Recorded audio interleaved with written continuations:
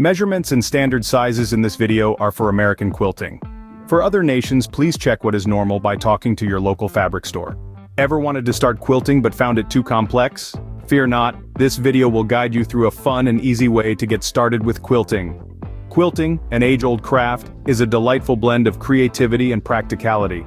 It's been often misunderstood as a complex art requiring great skill. But let's debunk that myth today. We'll introduce you to the simplicity of starting with squares, the basic building blocks of any quilt. Quilting is not as complex as it seems, especially when you start with squares. Now, how do you start quilting with squares?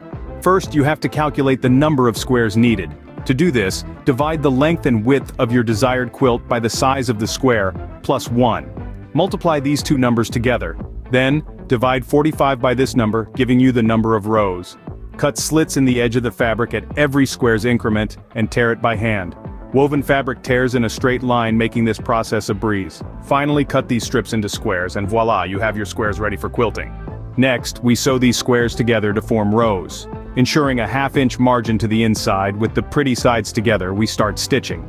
This margin allows room for the seam and keeps your squares intact. And here's a little secret. We're doing this without using any pins. That's right, no pins. We simply align the squares, hold them firmly, and let the sewing machine do its magic.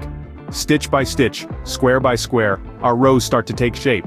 Just like that, you've sewn your squares into rows.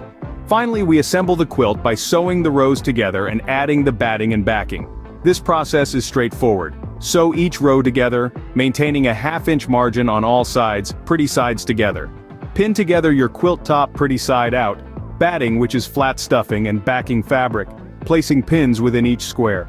As each row is completed, remove the pins. To finish, add packaged binding to edges, sew it down securely, and there you have it, your very own quilt. See, quilting isn't as daunting as it may seem, especially when you start with squares. If you like this content, please click the thumbs up icon and subscribe to the channel.